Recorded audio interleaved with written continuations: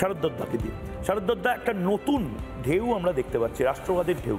এবং এই ঢেউটা মানে অনেকে হয়তো বলবেন যে এটা তো ছিলই না, ছিল, সুপ্তভাবে ছিল, কিন্তু এখন আমরা যেটা দেখতে পাচ্ছি কম বয়সী জেন জি যাদেরকে বলি, তারা গর্বের সাথে বলছে হ্যাঁ আমরা, আমাদের সিঁদুর আমাদের গর্ব, আমাদের প্রাইড।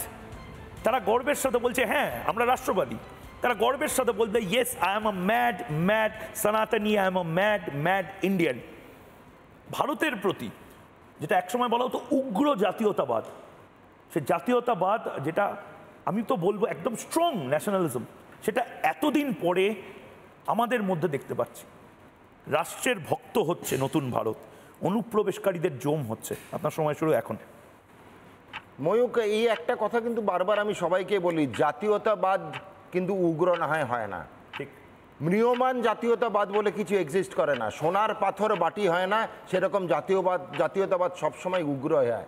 আমি আমার মাকে একটু ভালোবাসি, অল্প ভালোবাসি, সামান্য ভালোবাসি হয় না, মাকে আমি জান প্রাণ দিয়ে ভালোবাসি। এই দেশটা হচ্ছে আমার মাতৃভূমি, আর এই মাতৃভূমির জন্য সমগ্র ভারতবর্ষের সমগ্র ভারতবাসী জান দেওয়ার জন্য তৈরি। এই যে চিন্তা ভাবনা, মনোভাব, এটা কিন্তু সবার মধ্যেই ছিল। আপনার ডান দিকে এবং বাঁদিকের সব বক্তার মধ্যেই আছে, এমন নয় যেটা ছিল না কারুর মধ্যে। আগেও ছিল, এখনও আছে, পরেও থাকবে। প্রধানমন্ত্রী শ্রী নরেন্দ্র দামোদর দাস মোদী তাহলে করলেনটা কি? একটাই কাজ করলেন, ঢাকনাটা খালি খুলে দিয়েছেন, যাতে এই জাতীয়তাবাদটা এখন সামনে এসে পড়ছে। আমরা সবাই নিজেদেরকে ক্রেজি ন্যাশনালিস্ট বলতে শুরু করেছি। ভাবতে হবে এই দামোদর দাস মোদীজি কি করলেন। তাহলে তিনটে মাত্র বুলেট বিন্দুতে কথা বলবো। একটা হচ্ছে বিদেশ নীতি, একটা হচ্ছে অর্থনীতি, আর একটা হচ্ছে প্রতিরক্ষা নীতি। এই তিনখানা নীতির ওপর আধার করে আজকে স্বাধীনতার ৭৫-এর অমৃতকাল থেকে শতাব্দী কালের কিন্তু নীল চিত্র আঁকতে প্রধানমন্ত্রী নরেন্দ্র দামোদর দাস মোদী খালি আঁকলেন।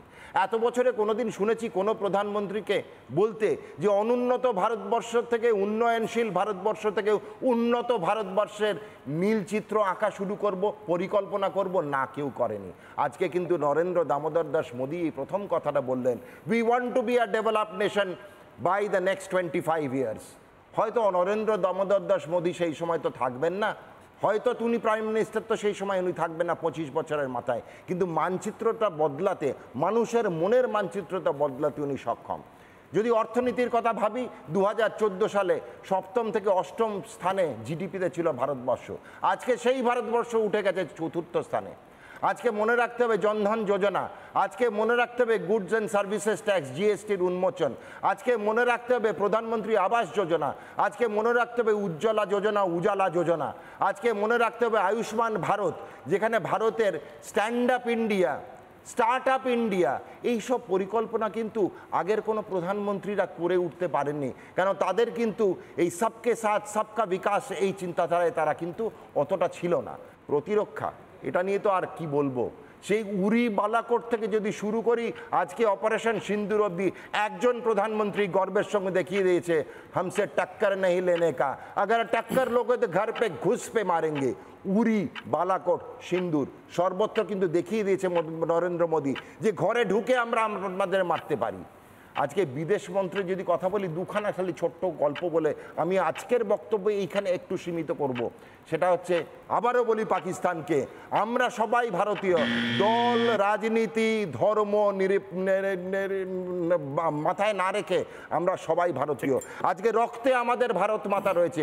ভারত মাতার সম্মানের জন্য, স্মৃতির সিঁদুরের জন্য, সোফিয়া কুরেশি কেন, আমরা সবাই এগিয়ে পাকিস্তানের ঘরে ঢুকে পাকিস্তানকে মারব। নমস্কার। একদম। নানা ধরনের কন্টেন্ট দেখার জন্য লাইক করুন, শেয়ার করুন আমাদের ফেসবুক পেজ, সাবস্ক্রাইব করুন আমাদের ইউটিউব চ্যানেল। পাশাপাশি অন্যান্য ব্রেকিং নিউজের জন্য অবশ্যই চোখ রাখুন রিপাবলিক বাংলায়।